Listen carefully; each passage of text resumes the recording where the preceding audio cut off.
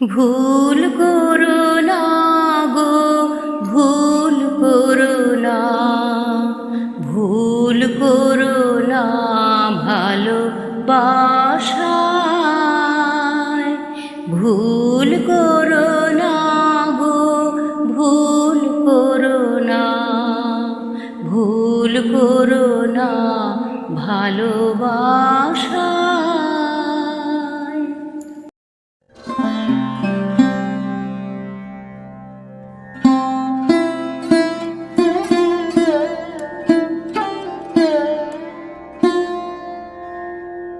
নমস্কার বন্ধুরা, গল্পে কথায় বন্ধি চ্যানেলে গানে গল্পে কথায় আবারও তোমাদের স্বাগত।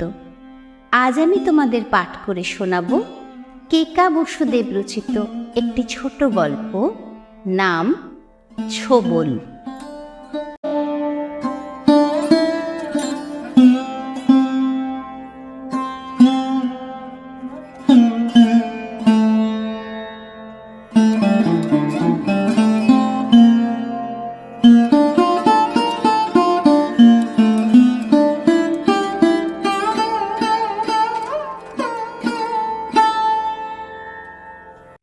চূর্ণী নদীর কাছাকাছি এসে বান্ধবীদের থেকে আলাদা হয়ে যায় তিথি। তোরা এগো, আমি একটু দিম্মার কাছে যাব। নদীর ধারের বটগাছটার ছায়ায় গিয়ে দাঁড়ায়। শেষ বসন্তে রোদের বড্ড তেজ আজ। খানিক উৎসুক অপেক্ষার পর দূরে দেখা যায় অলস সাইকেলের ওপর এক চেনা অবয়ব। ক্লাস 10-এর তিথি মুখটা একটু মুছে নেয়। লাল সাইকেলটা এগিয়ে আসে।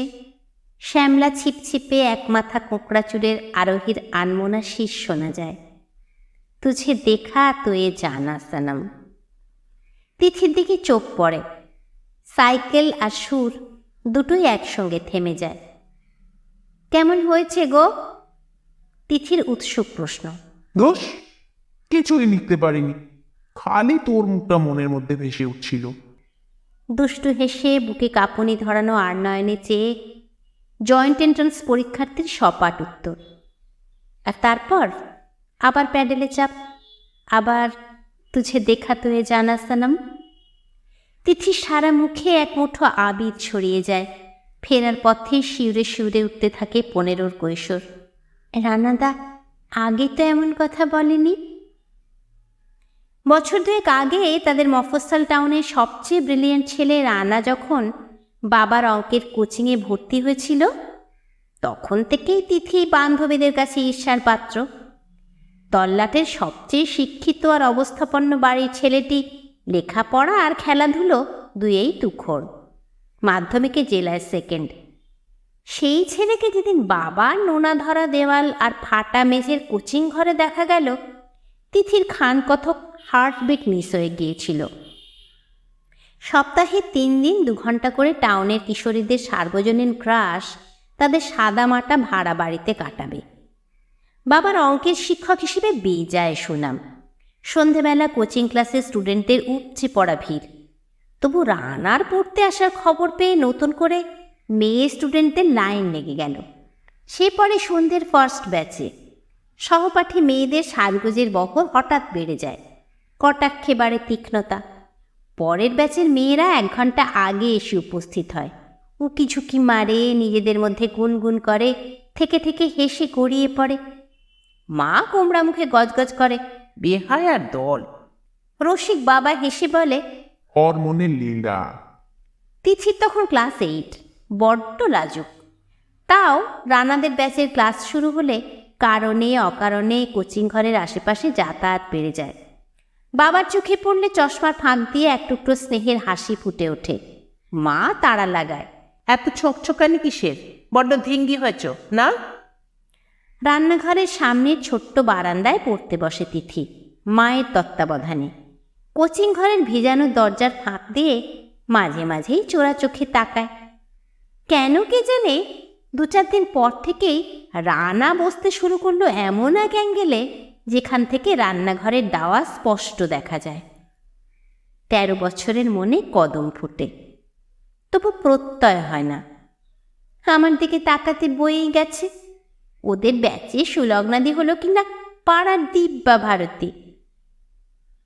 কদিন পর বাবা এসে খুব কুণ্ঠিতভাবে বলে, হ্যাঁ রে মা, তোর তিব্বতের টিনটিনটা রানা একটু নেবে?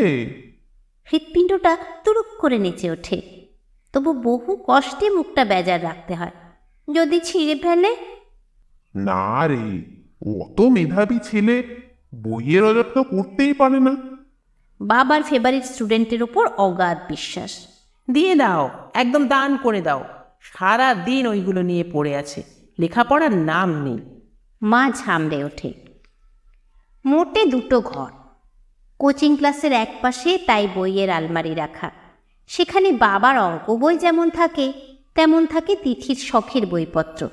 কারো হাত দেওয়ার উপায় নেই তাতে। মায়ের মতে তার মেয়ের বিদ্যাসাগর না হওয়ার পেছনে ওই বইগুলো দায়ী।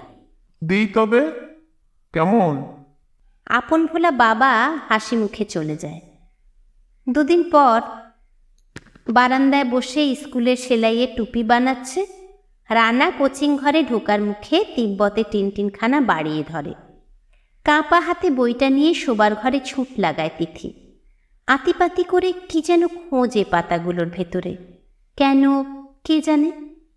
অবশেষে মেলে অরূপরতন। শেষ পাতায় বল পেনে অপূর্ব লতাপাতার আলপনার মাঝে তার নাম লেখা, তিথি মুখার্জি। অচেনা হাতের লেখা। অচেনা ঠিক নয়, বাবার কাছে জমা দেয়া রানার হোম টাস্কের খাতা মাঝে মধ্যেই লুকিয়ে চুরিয়ে নাড়াচাড়া করে, তাই লেখাটা বড্ড চেনা। তিব্বতে টিনটিন বুকে নিয়ে বেশ কটা রাত বেনিদ্র কাটে। উথাল পাথাল মন, যার স্বাদ জানে শুধু 13-14 কৈশোর। ক্রমে লোহিত সাগরের হাঙর, পান্না কোথায়, হাত বদল হতে থাকে। বইয়ের মার্জিনে হার্ড পেন্সিলে লেখা সংকেত, যার মানে বোঝে শুধু 13-14 কৈশোর। পুজোর ছুটি পড়ার দিনের প্রথম শাড়ি, ছোট্ট টিপ, হালকা লিপস্টিক, কার জন্য? লাল টুকটুকে সাইকেলে উড়ে চলা এক মন চোরার জন্য। রানাদের বাড়িতে 300 বছরের দুর্গাপুজো। সবাই সেখানে অঞ্জলি দেয়। সেবার পুজোয় মায়ের ফিকে হলুদ ঢাকাই শাড়িতে খোলা চুলে প্যান্ডেল আলো করে তিথি যখন দেবীর সামনে দাঁড়ালো, তখন বিরাট ঝুড়িতে করে অঞ্জলির কুচো ফুল নিয়ে একজন স্রেফ স্ট্যাচু হয়ে গেল। ফুল দেবার ছলে একটু ছুঁয়ে দেওয়া, দেবতার ফুল বেখেয়ালে কিশোরীর সিল্কের মতো চুলে ঢেলে দেওয়া, নিষ্পাপ সব খুনসুটি, যার মানে বোঝে শুধু 13-14 কৈশোর। উচ্চ মাধ্যমিক আর জয়েন্টের রেজাল্ট বেরোনোর পর সে বছর দত্তবাড়ির রানার রেজাল্ট নিয়ে ধন্য ধন্য পড়ে গেল। এমন র্যাঙ্ক সারা মফস্বলে কেউ কোনো কালে করেনি। তিথির মনে হরিষে বিষাদ। এতদিন রানাদা শুধু তার নিজের ছিল, এবার সে চলল বহু দূর, বিরাট ইনস্টিটিউট, সারা দেশের বাছাই করা ব্রিলিয়ান্ট স্মার্ট সহপাঠিনীর দল। বেশ কদিন পর এক সন্ধেবেলা রানা আর তার মা এলো এক হাঁড়ি রাজভোগ নিয়ে অঙ্ক স্যারকে প্রণাম করতে। কিসের যেন এক অভিমানে তিথি ঘর অন্ধকার করে শুয়ে রইল। মা বারবার ডাকা সত্ত্বেও সামনে এলো না। তার নাকি বেজায় মাথা ব্যথা। পাশের ঘর থেকে নানা কথা ভেসে আসছিল। রানার অল ইন্ডিয়া জয়েন্ট দুর্দান্ত রেজাল্ট হয়েছে। দুষ্টু ছেলে কিছুতেই এই এন্ট্রান্স দিতে চাইছিল না, কিন্তু কোচিংয়ে স্যারের অনুরোধ ফেলতে পারেনি। সামনের মাসেই চলে যাবে অনেক দূর। বুকের মধ্যে বড় বেদনা, মনের মধ্যে অদ্ভুত এক আধার, যার মানে বোঝে শুধু 14-15 কৈশোর। চলে যাওয়ার দিন পাঁচেক আগে চূর্ণী নদীর ধারের সংকেত বটের নিচে লেখা। মাথা নিচু করে চোখের জল লুকানো তিথিকে রানা শুধোয়, কাল দুপুরে বেড়াতে যাবি? আমার অনেক দিনের ইচ্ছা, আবার কবে আসবো কে জানে। ওইটুকুই যথেষ্ট। কিশোরীর প্রথম বিরহের কান্না মুক্ত দানা হয়ে ঝরে পড়ে। চাইলে আজ রানাদাকে ব্রহ্মাণ্ডও দিয়ে দিতে পারে। এ তো তুচ্ছ একটা দুপুর, যাব। টাইম টেবিল দেখে এমন এক স্টেশন বাছা হয় যেখানে পাড়ার লোক কস্মিন কালেও যায় না। পরদিন ছিল হাফ ছুটি। পাশের পাড়ায় ডিম্মার বাড়ি যাবার নাম করে তিথি ট্রেনে চেপে বসে। ফেরার পথে একবার ঘুরে যাবে। ডিম্মা একাই থাকে, চোখে কম দেখে, টাইম ফাইমের অত খেয়াল রাখে না, কিছু একটা বলে দিলেই হবে। রানাদা আগেই চলে গেছে, স্টেশনে তার জন্য অপেক্ষা করবে। কোছিকছিক রেলগাড়ি যেন নিয়ে চলেছে মায়া রাজ্যে। কিশোরীর প্রথম অভিশাপ। দেখা হতে রানাদা প্রথমেই জানতে চায়, কেউ দেখেনি তো? তিথি মাথা নাড়ে। বাইরে স্টেশনকে আষ্টে পিষ্টে জড়িয়ে নোংরা ঘিঞ্জি এক বাজার, ভাঙা রাস্তার পাশে একটা বিচ্ছিরি দেখতে সিনেমা হল। রানা বলে, চল সিনেমা দেখি। তিথি হোর্ডিংয়ের দিকে তাকায়। কি এক নাম না জানা সিনেমা, রগরগে পোস্টার। শো শুরু হব তবু বিলকুল ফাঁকা। সে মাথা নাড়ে, দরকার নেই রানাদা, বিচ্ছিরি সিনেমা। তোর বুদ্ধু, আমরা বুঝি সিনেমা দেখব? বরং নিরিবিলিতে একটু গল্প করব। কতদিন তোকে দেখতে পাবো না বলতো? রানার টিকিট কাটতে যায়। তিথি শুনতে পায়, দুটো কর্নারের সিট। যখন ঢুকলো, হল অলরেডি অন্ধকার হয়ে অ্যাডভার্টাইজ শুরু হয়ে গেছে। টর্চ দিয়ে সিট দেখিয়ে দেয় বুড়ো লাইটম্যান। প্রায় ফাঁকা হল। আবছা আলোয় যে 2-4 জন চোখে পড়ে, তাদের চেহারাও বিশেষ সুবিধের নয়। তিথির ফুরফুরে মনটা ভারী হয়ে আসে। কি দরকার ছিল রানাদার এমন একটা হলে ঢোকার? পাশাপাশি বসে হাতে হাত রেখে। খানিক পর রানা ঘন হয়ে আসে। পর্দায় সিনেমা শুরু হয়ে গেছে, কিন্তু তিথি দেখতে পাচ্ছে কই? অন্ধকার হলে ফাঁকা রয়ে রানার বেপরোয়া হাত তার সর্বাঙ্গে ঘুরে বেড়াচ্ছে যে, ঠোঁটে পড়ছে নির্দয় কামড়। তিথি সরিয়ে নেয় নিজেকে। কি হলো, সরে যাচ্ছিস কেন? ভালো লাগছে না? রানা অধৈর্য। নিরুপায় তিথি মিথ্যে বলে। কাঠ হয়ে বসে থাকে, কান্না পায়। প্রতি রাতে স্বপ্ন দেখে রানা তার সব কিছু হরণ করে নিচ্ছে, কিন্তু তা এভাবে নয়। কোনো পাখি ডাকা বনে, ঘাসের বিছানায়, কিংবা কুলো কুলো নদীর ধারে, নরম আদরে তার প্রতিটি অঙ্গে শিহরণ জাগিয়ে। বিচ্ছিরি এক হলের মধ্যে এমন বিচ্ছিরিভাবে জীবনের প্রথম ঘনিষ্ঠতার স্বাদে গা ঘিন ঘিন করে। তবু পাথর প্রতিমার মতো এক বেপরোয়া নখ বসিয়ে দেয়া হাত, কামড়ে দেওয়া দাঁতের অসহ্য আদর সহ্য করে। কে জানে, হয়তো এমনই হয়। সে যদি দিতে না চায়, অন্য মেয়েরা ঠিক দিয়ে দেবে। অমন শক্ত কাঠ হয়ে আছিস কেন? নরম হ। রানার গলায় ঝাঁঝ। অন্ধকারে তিথির চোখ থেকে জলের ধারা নামে। কি হচ্ছে এখানে? তীব্র গর্জনের সঙ্গে 5 সেলের টর্চের জোরালো আলো সাপের ছোবলের মতো সর্বাঙ্গে আছড়ে পড়ে। বুড়ো লাইটম্যান শিশিয়ে ওঠে। এক্ষুনি উঠে আয়। রানার পিছু পিছু মৃতের মতো ধাপগুলো পেরিয়ে চলে তিথি, বোধহয় অনন্তকাল ধরে। গলানো শীষের মতো মন্তব্য ঢোকে কানে। এই বয়সেই লাইনে নেমে পড়েছো? বেশ বেশ। ওরে দেখ, স্কুল ড্রেস কি ঠিক নেই। কাল ফাঁকা আছে নাকি? কি ডবকা মাইরি, রসে ভর্তি। নিজেকে অনেকদিন আগের কৌরব সভায় লাঞ্ছিতা এক নারীর উত্তরাধিকারিণী মনে হয়। তফাৎ একটাই, সেদিন দ্রৌপদীর লজ্জা নিবারণের জন্য তার সখা এগিয়ে এসেছিলেন। আর আজ তিথির সখা উদাসীনভাবে মাথা উঁচু করে খুব ক্যাজুয়াল পায়ে সিঁড়ির ধাপ পেরিয়ে যায়, যেন নোংরা ইঙ্গিতগুলো কানেও যায়নি। বাইরে আসার পর আর এক প্রস্থ লাঞ্ছনা। মালিক দুজনের আপাদ মস্তক দেখে বলেন, চিনে রাখলাম। আর যদি একদিন এই তল্লাটে দেখেছি, সোজা পুলিশে দেবো। বদির ঝাড় সব, এই বয়সে পাকা খেলুড়ি। অসার শরীরটা কোনো মতে টেনে নিয়ে চলে ভালোবাসার মানুষের পিছু পিছু। বড্ড কষ্ট হয়। রানাদার কেমন যেন পর ভাব। আচ্ছা, হাতটা তো ধরতে পারত, কিংবা পিঠে হাত রেখে দুটো সান্ত্বনার কথা। তিথি ব্যাকুল হয়ে ভাবে, হয়তো আদর করার সময় শক্ত হয়েছিল বলে সে রাগ করেছে। পরদিন সকালে বাবা মায়ের থমথমে মুখ। কে যেন কাল সন্ধেয় তিথিকে ট্রেন থেকে নামতে দেখেছে। তার কাছে কৈফিয়ত চাওয়া হলো না। বাবা মা অমনি, জানে জিজ্ঞেস করলেও তিথি বানিয়ে পড়বে। তারপর দিন 7 ধরে এক অসহ্য জীবনযাত্রা। কেউ কারোর সঙ্গে কথা বলছে না, যন্ত্রের মতো যে যার কাজ করে চলেছে। তিথির স্কুল যাওয়া বন্ধ। সদা হাস্যময় বাবার মুখে কে যেন এক পোঁচ কালি মাখিয়ে দিয়েছে। মা গম্ভীর মুখে ঘরের কাজ সারে অবসর সময় উদাস হয়ে দূরে তাকিয়ে থাকে। তিথি দিশেহারা। এর থেকে মা যদি লাঠি পেটা করত, বাবা গালে দিত থাপ্পড়, তবে যেন খানিক শান্তি পেত।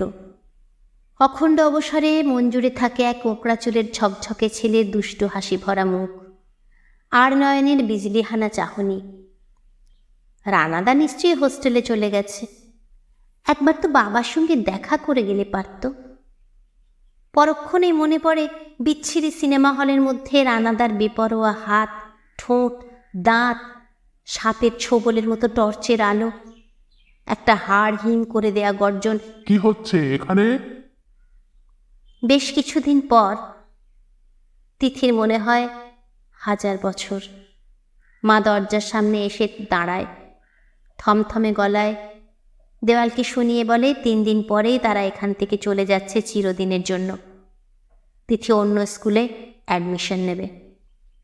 বুকের ভেতরটা কে যেন দুমড়ে দেয়। রানাদা, তুমি জানতেও পারবে না তোমার তিথি নির্বাসনে চলল।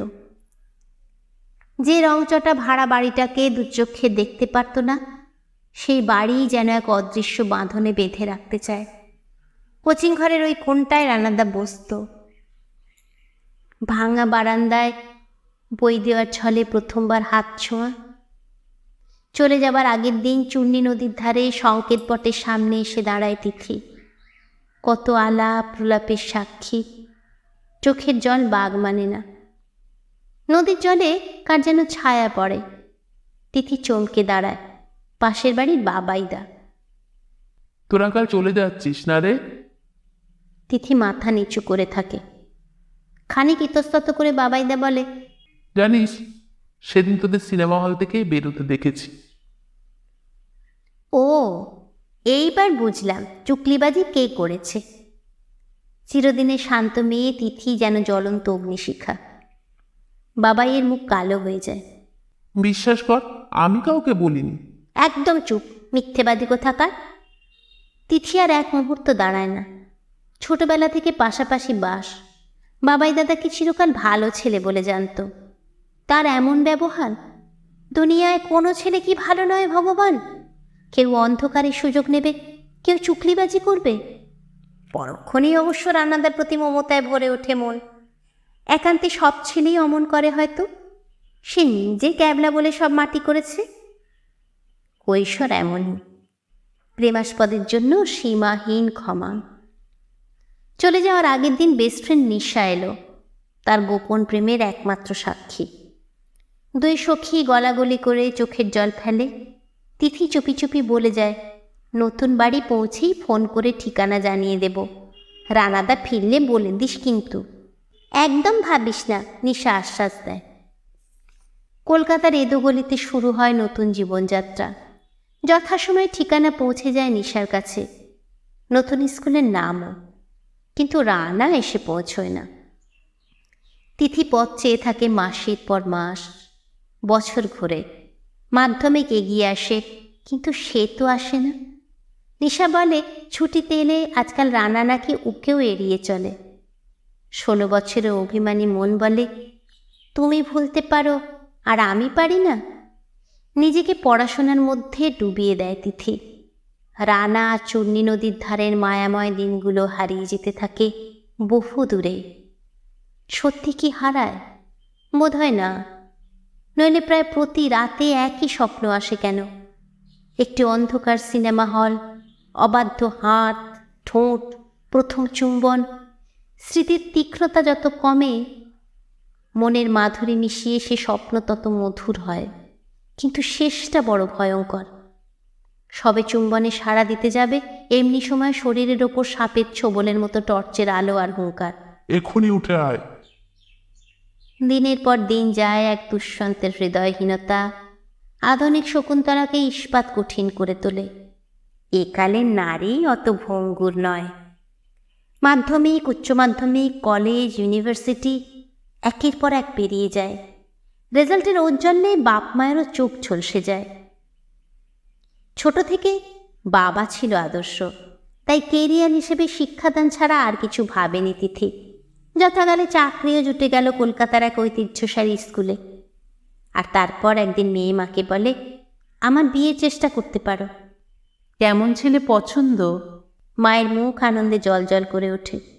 আমার পছন্দ কি তোমাদের পছন্দ হবে? যেমন খুশি ধরে আনো। কথা ছিঁড়ি দেখো। মা হেসে ঘর থেকে বেরিয়ে যায় বাবাকে সুখবর দিতে। সুন্দরী, বিদুষী, সুচাকুরে মনের মতো পাত্র জোগাড় হতে সময় লাগে না। হবু স্বামী সরকারি কলেজের অধ্যাপক, ছিমছাম পরিবার। সানাই বেজে উঠল দ্রুত। সময় বয়ে চলল স্রোতের মতো। বিয়ে, নতুন ফ্ল্যাট, দেশ বিদেশে ঘোরা, 2টি সন্তান, তাদের সুশিক্ষা দিয়ে বড় করা। সংসারী তিথির গুণপনায় পরিচিত মহল মুখর। স্কুলেও সবার প্রিয়। ছাত্রীরা তাকে আইডলাইজ করে, প্রেমে পড়ে। এক আদর্শ পরিপূর্ণ জীবন। কিন্তু গভীর রাতে যখন পৃথিবী ঘুমিয়ে পড়ে, তিথির ঘুমন্ত কানে ভেসে আসে মৃদু শিশের আওয়াজ, তুঝে দেখা তো এ জানা সনম। চোখ জুড়ে নেমে আসে একটি বছর 18 কোঁকড়া চুল আর দুষ্টু হাসির তরুণ। এক অন্ধকার সিনেমা হল, অবাধ্য হাত, ঠোঁট, প্রথম চুম্বন, আর তারপরই এক তীব্র গর্জন। কি হচ্ছে এখানে? সঙ্গে সাপের ছোবলের মতো আছড়ে পড়া টর্চের তীব্র আলো। ঘুম ভেঙে যায়। বিনিদ্র রাত জুড়ে চলে সেই সব স্মৃতিযাপন, যা তার সঙ্গেই একদিন লোপ পেয়ে যাবে, কেউ জানতেও পারবে না। কেমন হতো রানাদা তার জীবনে এলে? কতটা আলাদা হতো সে জীবন? তিথি জানে না, শুধু জানে আর চোখের সে চাহনির কাছে জীবনটা বন্ধক হয়ে আছে, এক অসমাপ্ত কাব্য। স্বামী অনিন্দর মতো নির্বিরোধী মানুষ তিথি আর একটি দেখেনি জীবনে। বাবার থেকেও যেন বেশি ভোলা ভালা। লেখাপড়া, ছাত্রছাত্রী নিয়েই বিয়ের পর 17টা বছর কাটিয়ে দিল। সংসারে তার একমাত্র কাজ তিথির হ্যাঁতে হ্যাঁ মেলানো। কিন্তু ঘুম ভাঙা বিনিদ্র রাতগুলোতে কৈশোরের মধুর বেদনার স্মৃতি যখন আবিল করে দেয়, মুক্তদানার মতো অশ্রু ঝরে পড়ে, টের পায় পাশের মানুষটাও জেগে আছে, নিঃশব্দে তার হাতটি ধরে আছে। মরমে মরে যায় তিথি। এই নিখাত ভালোবাসার বিনিময়ে কি দিয়েছে সে? শুধু নীরস কর্তব্য। কেউ না বুঝলেও সে তো বোঝে। কেন যেন মনে হয় পাশে শুয়ে থাকা মানুষটাও বোঝে। সেদিন স্কুলে ঢোকার গলির মুখে কিলবিলে মানুষ। গাড়ি এগোনোর কোনো উপায় নেই। বিরক্ত মুখে তিথি বাইরে আসে। পুরো ভিড়টা হুমড়ি খেয়ে আছে রাস্তার মুখের বাহারি ফিকে গোলাপি রঙের বাড়িটার সামনে। নিচে যার আধুনিক ফিটনেস অ্যান্ড বিউটি স্টুডিও, ওখানে নাকি হাই সোসাইটির মধুচক্র চলত। পুলিশ বহুদিন তককে তককে ছিল, আজ হাতে নাতে ধরেছে। অন্য চুনোপুটিদের সঙ্গে এক বিরাট কোম্পানির টপ এক্সিকিউটিভও নাকি জালে ধরা পড়েছে। একঘেয়ে জীবনে এমন রঙিন কেচ্ছা কটাই বা প্রত্যক্ষ করার সুযোগ হয়। পাড়া বেপাড়ার আপামর, ছোট লোক, ভদ্রলোক তাই বেজাই এক্সাইটেড। ভিড়ের মধ্যে সহকর্মীদের 2-4জনকেও আবিষ্কার করে তিথি। দুঃসাহসের বহর দেখে স্তব্ধ হয়ে যেতে হয়। একটা নামী স্কুলে নাকের ডগায় অনাচার চালিয়ে যাচ্ছে দিনের পর দিন। ঘেন্নায় নাক কুচকে সবে পিছন ফিরেছে, এমন সময় সমবেত উল্লাস। বের করেছে রে মালগুলোকে। প্রতিবর্ত ক্রিয়ায় ঘাড় ফেরায় তিথি। 4-5টা বাচ্চা মেয়ে। দেখলেই বোঝা যায় কলেজে পড়ে। মাথা নিচু, শুকনো মুখ ওড়না দিয়ে আড়াল করা। তিথির বুকে যেন কে সজোরে হাতুড়ি মারে। বহু যুগের ওপার থেকে ভেসে আসে বিষের ছুরির মতো মন্তব্য। এই বয়সেই লাইনে নেমে পড়েছ, বেশ বেশ। মেয়েগুলোর ঠিক পেছনেই স্যান্ডো গেঞ্জি আর হাফ প্যান্ট পরা একটা পায়া ভারী চেহারা। বেশ লম্বা, কিন্তু বেঢপ মুড়ি, মাথায় অসময়ের টাক, চোখের তলায় অমিতচারিতার ফোলা বালিশ, কামুক শিথিল ঠোঁট। নির্ঘাত সেই টপ এক্সিকিউটিভ। সামনের পাবলিক সিটি দিয়ে ওঠে। আরে বুড়ো ঘোড়া। নিচু মাথাটা আর চোখে ভিড়ের দিকে চায়। পুলিশের ওপর তম্বি করে ওঠে। একটা তোয়ালে দিন এক্ষুনি। তিথি সহসা চোখে অন্ধকার দেখে, ল্যাম্পপোস্ট ধরে কোনো মতে নিজেকে সামলায়। মাঝে 28টা বছর কেটে গেছে, স্মৃতিতে পলি জমেছে। মাথা ভর্তি কোকড়া চুল আজ শুধু কানের পাশে সীমাবদ্ধ।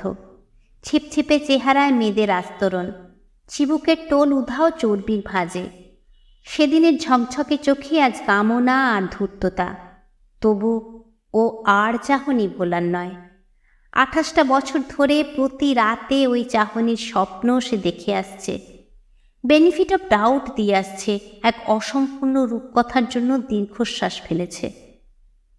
তিথি টলতে টলতে পিছিয়ে যায়, ভিড় থেকে দূরে। ড্রাইভারকে বলে, ফিরে চলো। গাড়ি ছুটে চলে সবুজ স্টেডিয়ামটার ধার দিয়ে। জানলার বাইরে পৌষ শুরু রোদমাখা দিন। সেদিকে তাকিয়ে তিথির সহসা মনে হয়, 28 বছর ধরে এই রোদ কোথায় লুকিয়েছিল? মনটা এত হালকা লাগেনি কেন এই 28 বছর? সে ফোনের বোতাম টেপে। ওপাশে রিং হয়, অনিন্দর গলা শোনা যায়। বলো ম্যাডাম। এই শোনো না, আমি আজ স্কুল বাঙ্ক করেছি, তুমিও কলেজ কাটো প্লিজ। দুজনে মিলে সিনেমায় যাই চলো। প্রিয়ার সামনে দাঁড়াও। নিজের গলার তারল্যে নিজেই চমকে ওঠে তিথি। এই তরলতা কোথায় ছিল একদিন? সে জানে ওপারের মানুষটাও ভেবলে গেছে। বিয়ে 17 বছর পর এই প্রথম গুরুগম্ভীর বউয়ের সিনেমা দেখতে যাওয়ার আবদার। দেখা হলে নিখাত সাইকিয়াট্রিস্টের কাছে যাওয়ার পরামর্শ দেবে। প্রিয়া সিনেমার সামনে দাঁড়িয়েছিল, বেঁটে গোলগাল ভালো মানুষ চেহারার অনিন্দ। তিথি কাছে এলে হোর্ডিং দেখিয়ে বলে, কেমন লক্কর ঝক্কর সিনেমা গো। হোক গে, দেখছি যে এটাই আনন্দ। পপকর্ন হাতে হলে ঢোকে দুজনে। ছেলে মানুষেতে ভরপুর তিথির দিকে অবাক হয়ে চেয়ে থাকে অনিন্দ। হল অন্ধকার করে সিনেমা শুরু হয়।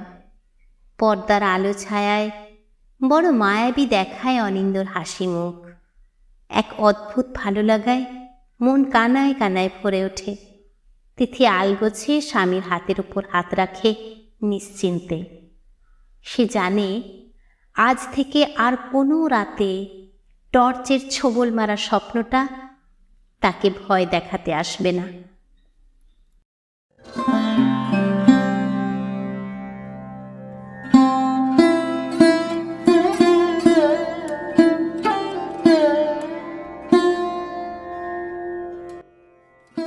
তিথির জীবনের ঘটে যাওয়া কিশোরী বয়সে যে খারাপ ঘটনা, সেটা তাকে দুঃস্বপ্নের মতো তাড়া করে বেড়াতো দীর্ঘদিন।